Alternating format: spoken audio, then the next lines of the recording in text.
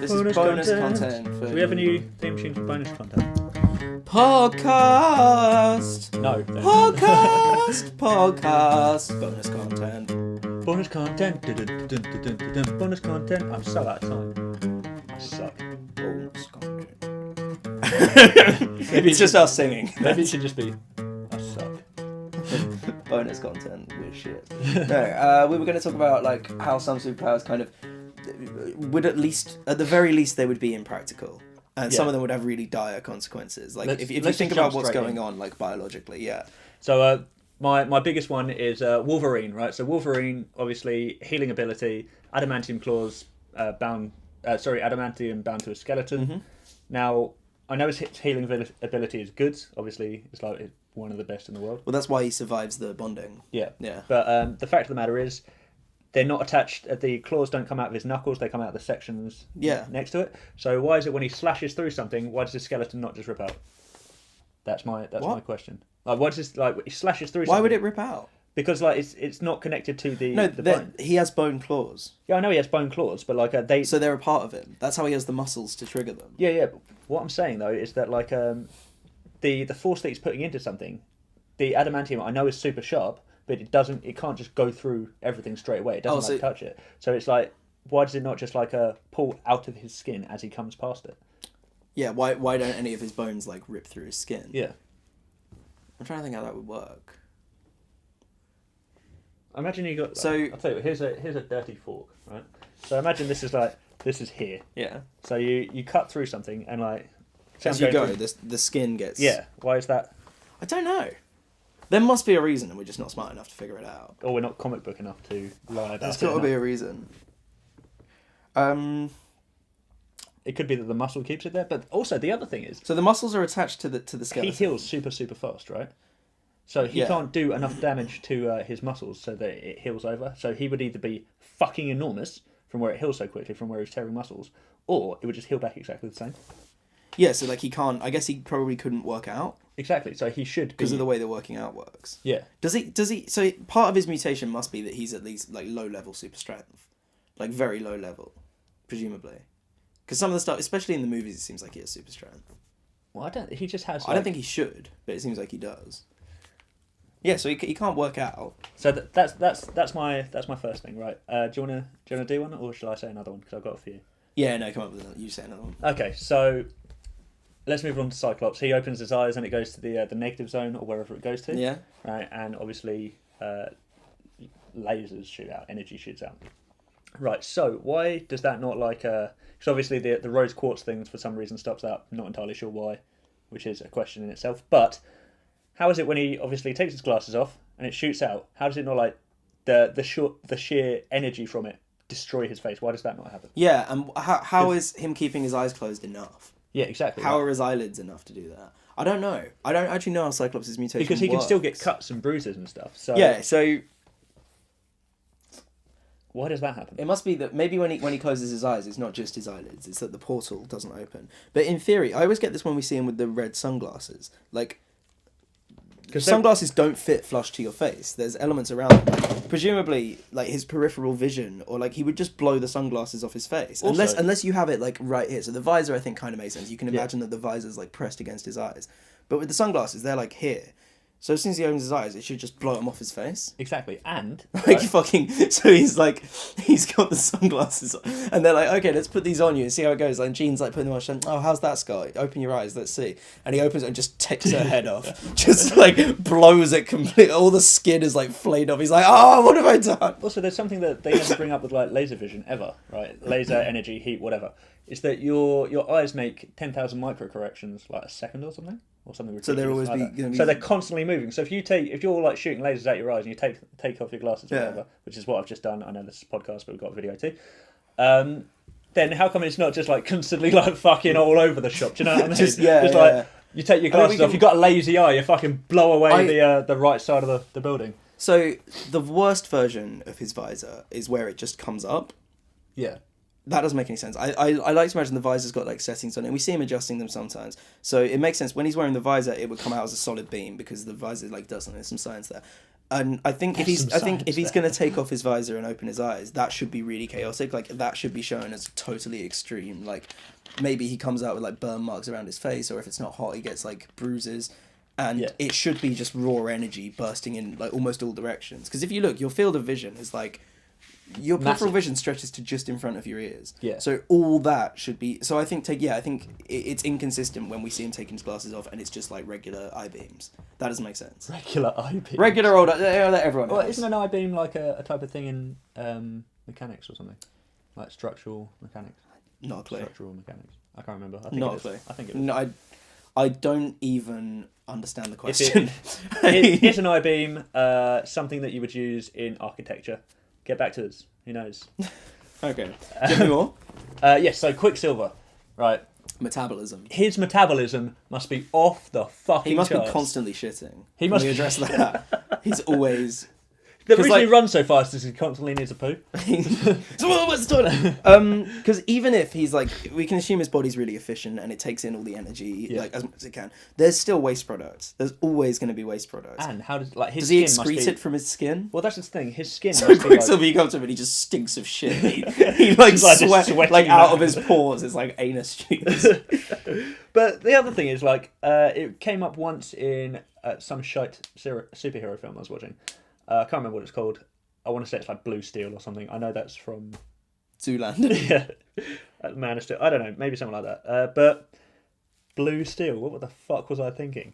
Anyway, but because he runs super fast, how does it not just rip his skin off?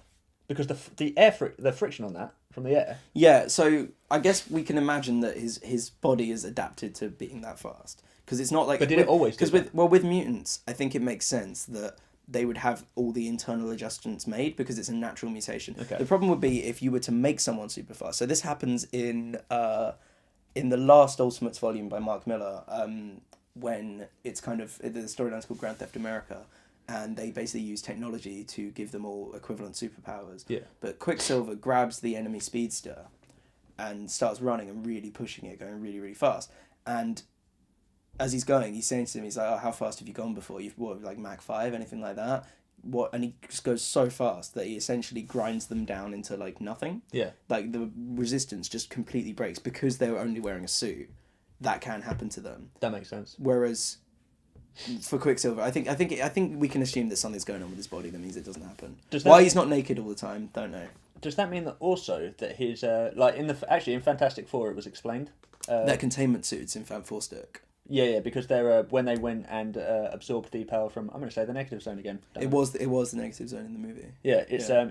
Their suits were also affected Yeah. with cosmic radiation or whatever the fuck Yeah, it was. and Which that's in the comics legitimate. they are occasionally like, they're not just like spandex that they've gone home and bought. They're like the suits are high tech that Yeah. adjust to their powers, which is why Mr. Fantastic's can stretch. Yeah, It's why Sue's his suit is can go actually invisible. Lycra. Yeah, it's just like her. He's the only one that wears a regular suit. Yeah. Yeah, no. There was also what was I going to say? When you're running super fast, you're taking your skin off. Have to eat a lot. Have to shit a lot. What was the other one? Oh Right. yeah. So so does that mean that Quicksilver has his ears are protected? So it means if he breaks the sound barrier, He's got to be That's a hearing sonic sonic boom. booms. Yeah. and he would be hearing them. Oh, actually, a lot. if he's going faster than sound, presumably we can imagine he gets far enough away from the sonic boom before he actually hears it. That's true.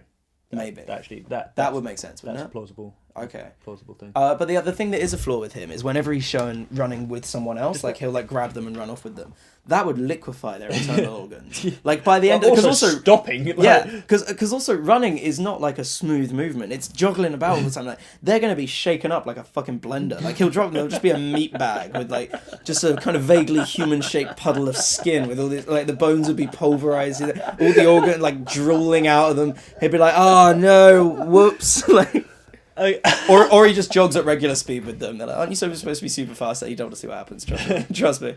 Okay, now we get on to the real gritty stuff now. I can't believe this. So, this has come up a few times in past conversations that I've had with people, and like, I think Jay and Silent Bob said it once. Is it the Superman having sex one? It is the Superman having sex So- one. You know the Will Smith movie Hancock? Yeah. The comic that's based on, that happens in it. The comic's a lot darker. It might be another Mark Miller one. I think it might be. he wrote everything. And in the comic, I think he's having sex, and he like moves the woman off him as he's about to come, and then blows a hole in his roof. Which the implications of which are pretty horrifying. Like, I wonder how he worked that out the first time. Yeah, no, he's probably fucked that because he's probably fucked that up a few times because he might have been like, I'm sure I can hold it. I'm sure. Oh no, sorry, that never usually happens. Imagine if he's bursting for a shit, like. Oh yeah, just the sheer strain. force. And I swear there are Happens characters in- like actually- this who are like too strong to actually be trusted to like handle things. There's, Like they don't happens really. in The Boys, doesn't it? Like The Garth Ennis one. yeah. So the superheroes all go in to see a load of prostitutes, and you see this one scene of this woman sitting on a toilet, looking at her hand with blood covered all over her hand and like all over her legs and stuff, and it's where they've been going. Obviously, they've been taking a drug to make it so that they can keep up, Right. but at the end of the day, they're still human. Yeah, there are still like really negative sort of body horror effects. Yeah, so like ended up with like collapsed pelvises and things, which is just mega grim when you think about it. I think it was. Also, like to bring it back up a level, Yeah. things like if Spider-Man were to lose his temper, for example, and punch someone out of rage, Yeah. and he's not going to be holding it back, Yeah, he killed. and I him. mean, yeah, like we're not. He would just like turn them to So dust. I often find that when he fights, say Doctor Octopus, who's a good villain, He's not super powered though. No, exactly. So Spider-Man shouldn't be able to hit him because you know the tentacles are strong, but Doctor Octopus is just a guy. Yeah. So as soon as Spider-Man connects with one punch, He'll be that out should be cold. it. The fight should be over. Yeah, like you're dead. Like he's just punched you, and you now have brain damage. Because in canon, Spider-Man always holds back, always Yeah. like doesn't use his full strength I because can he's really appreciate strong. And people don't Spider-Man really know how might strong be able to like actually do that, but like for example, Giant Man. not going to have much coordination.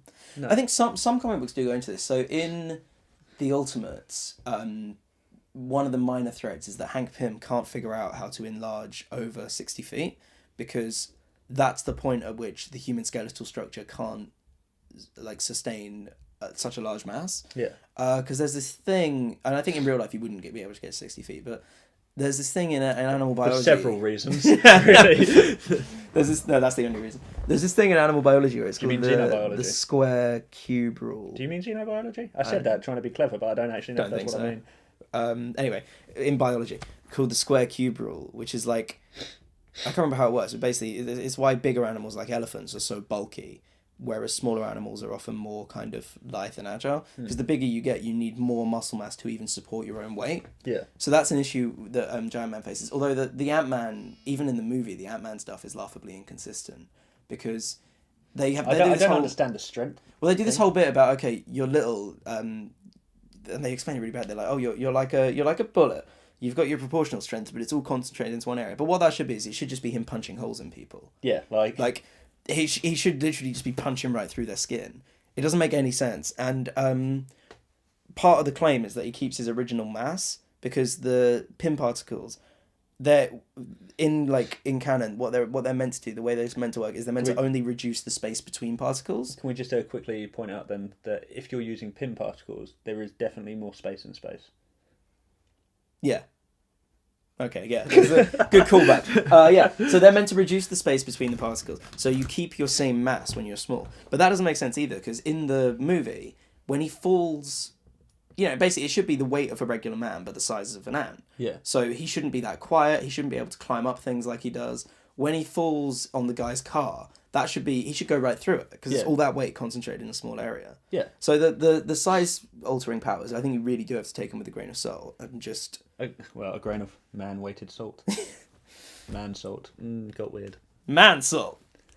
What else was I going to say? And another thing that they do address is to do with Mr. Fantastic. So I think it's the second Ultimate Fantastic Four storyline, written by, I think, Warren Ellis.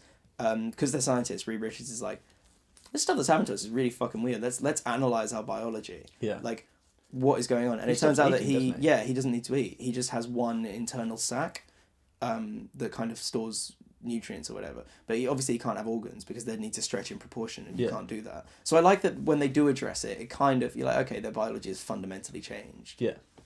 Like, does the thing need to eat? No one knows. And like, Not because even the Thing. he goes head to head with the Hulk a few times, doesn't he? Yeah, I really like it when the Thing fights the Hulk in the comics. Yeah, but the thing is though, the Hulk, the angrier he gets, the stronger he becomes, and the more like. Yeah, and So- I like that they've toned that down in the movies as well. Because Hulk as a character can be quite hard to do because there's no way to beat him. He can just become totally overpowered. Yeah. Whereas in the movies, yeah, he gets stronger as he gets angrier, but you can still put him down. Like, it's not exponential, it's not unlimited. There's still a point where you can put him down. The thing is though, also the angrier that he gets, the less control he should have.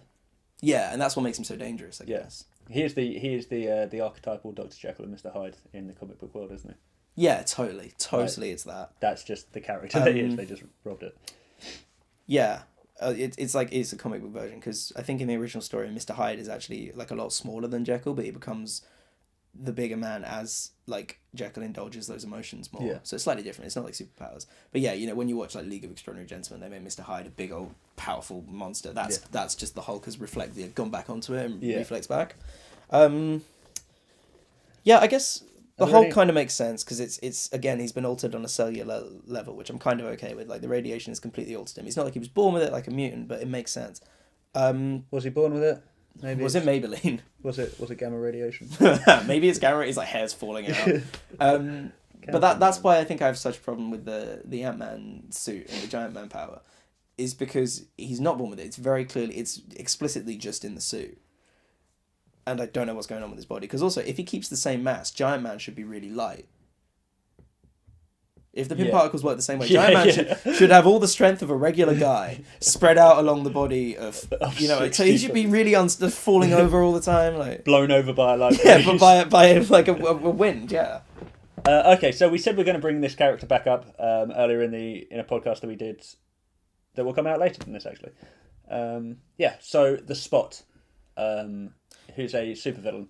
Is he in the comics? Because I've only seen him in the 90s TV series. I want to say that he is. Spider-Man villain. Yeah, I want to say that he is. I think I've seen him once. So his power, I'm going to try and sum it up, and I think you're going to do a better job. But as far as I know, he throws little black hole portals, and he can go through them and come out the other one. And he, so he can, put his hand in one, and it'll come out somewhere else. And he can use them to travel, but he can also use them to, move around. Yeah, that's pretty much. Is that it? It's pretty good summarization. Basically, he accidentally got bonded with a portal machine. From the video game Portal. Yeah, let's do that. He can only actually create. He played too much Portal, and he became a Portal. But what I want to say is interesting about him is that, and his ability doesn't make sense really. Is that he can create a portal, and when you go through this portal, there's just all these other portals everywhere. So you just choose one. Yeah, to we step see out inside of. his portal world. Exactly. Don't we? Yeah. So how does he know which one's which? Now I'm He just gets lost. I'm guessing he has the ability to choose. When he goes in, he can see out of them. Yeah. That's my guess, right? Now the thing that doesn't work is when he puts his hand through a portal to pick up something or to punch someone or something. He can't. All he would do is see through it. And be able to see, what are the dimensions within inside this portal Okay, so realm? maybe... So how can he put his arm through and punch you in the face? I really don't like the portal world explanation because it runs into problems like these. I'd much rather we don't see the portal world and it's just assumed that it just goes in one end and comes out the other. That would make so much more sense because it doesn't have these problems. Yeah. The only thing I can think of is that maybe inside the world he can just, bring any portal closer to him. So it could be that far away and he has to walk through it. Or he could bring it to immediately, so one's sort of here at his forearm, the other one's a little bit further down. But it's never explained, and that sounds... It sounds annoyingly like the only reason he would be able to do that is so that you could show him punching someone through a portal. The other thing is then, does that mean that he can compress space and time? I don't know. Would that only be in the portal, portal also, realm? Does the portal world exist independently, or is it just Is it constantly everywhere? Is it a thing? Can anyone get into it? Well, maybe that's how Doctor Strange gets about. I mean, Doctor Strange is done differently, isn't it? Because he magic. Yeah, it's just magic, and he does the sling ring thing. Yeah, that's not the Agamotto. That's the time travel thing, Oh, is it? which leads us comfortably into the future.